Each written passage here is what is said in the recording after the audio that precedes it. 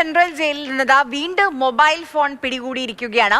5-ാം ബ്ലോക്കിലെ പുതിയ കുളിമുറിക്ക് സമീപം ഒളിപ്പിച്ച നിലയിലായിരുന്നു ഈ മൊബൈൽ ഫോണും സിം കാർഡും ഉണ്ടായിരുന്നത്. CK വിജയൻ വിവരങ്ങളുമായി നമുക്കൊപ്പം ചേരുന്നുണ്ട്. കണ്ണൂരിൽ നിന്ന് CK, ഗുഡ് മോർണിംഗ്. ഭരണം മാറി, പക്ഷേ കണ്ണൂരിലെ ജയിലിൽ നിന്ന് ഫോൺ കിട്ടുന്നത് ഏത് ഭരണത്തിലാണെങ്കിലും ഒരു സ്വാഭാവിക കാഴ്ചയായി മാറുകയാണോ?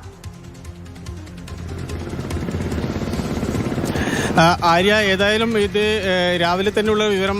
ഇന്നലെയാണ് ഈ സംഭവം ഉണ്ടായത്. രാവിലെയാണ് ഈ വിവരം പുറത്തു വരുന്നത്. പോലീസ് FIR ഇട്ട് അന്വേഷണം നടത്തുന്നുണ്ട്. ഒരു മൊബൈൽ ഫോൺ, അതിൻ്റെ ചാർജിങ് കേബിൾ, അതിൻ്റെ ഹെഡ്ഫോൺ അടക്കം അങ്ങനെയുള്ള സിം കാർഡ് ഉൾപ്പെടെയുള്ള എല്ലാ കാര്യങ്ങളും ഉണ്ട്. പോരാത്തതിന് പവർ ബാങ്കും ഉണ്ട്. അപ്പോൾ അവിടെ വെച്ച് ചാർജ് ചെയ്യാനുള്ള സംവിധാനങ്ങളുണ്ട്.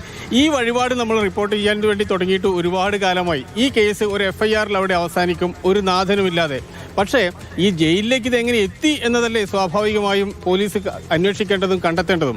ഒരു പവർ ബാങ്ക് എന്ന് പറഞ്ഞാൽ ഏതായാലും വളരെ ചെറിയൊരു സാധനമല്ല. നമുക്കറിയാം, എത്ര ചെറിയ പവർ ബാങ്ക് ആയാലും അതിൻ്റെ ഒരു വെയിറ്റും കാര്യങ്ങളും അതുൾപ്പെടെയുള്ള കാര്യങ്ങൾ ജയിലിനകത്തേക്ക് എത്തിക്കാൻ ഒരു സംവിധാനമുണ്ട്. അത് തടയാൻ കഴിയാത്ത ആൾക്കാർ ഈ FIR ഇട്ട് വലിയ അന്വേഷണം നടത്തി ഇതവിടെ അവസാനിപ്പിച്ചിട്ട് ഒരു കാര്യവുമില്ല.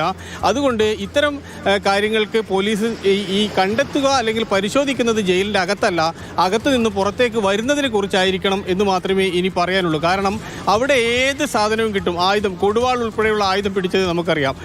ഈ പവർ ബാങ്കൊക്കെ ഒരു സ്ഥാപനത്തിൽ എത്തിക്കഴിഞ്ഞാൽ അതൊരു എക്സ്പ്ലോസീവ്സ് വരെ ആക്കി ഉപയോഗിക്കാൻ വേണ്ടി കഴിയുമെന്ന കാര്യം എല്ലാവർക്കും അറിയാം. അപ്പോൾ അത്തരത്തിലുള്ള ഈ മൊബൈൽ ഫോൺ ആയാലും അതിൻ്റെ പവർ ബാങ്ക് ആയാലും ബാറ്ററി ആയാലും സിം കാർഡ് ആയാലും ഹെഡ്ഫോൺ ആയാലും എല്ലാം ജയിലിനകത്ത് അവൈലബിൾ ആണ്. അപ്പോൾ ആ സിം കാർഡ് ഇടുന്നു, ഫോൺ പ്രവർത്തിപ്പിക്കുന്നു, വേണമെങ്കിൽ ചാർജ് ചെയ്യുന്നു പവർ ബാങ്ക് ഉപയോഗിച്ച്. അതിനെല്ലാ സംവിധാനവും ഇപ്പോഴും ജയിലിലുണ്ട്. ജയിലിലേക്ക് പിടിച്ച കാര്യം വലിയ സംഭവമാക്കി FIR ഇട്ട് പോലീസ് കൊണ്ടുവരും. പക്ഷേ എങ്ങനെ അത് അകത്തേക്ക് എത്തുന്നു എന്ന കാര്യത്തിൽ യാതൊരു ഉത്തരവും അവർക്കില്ല.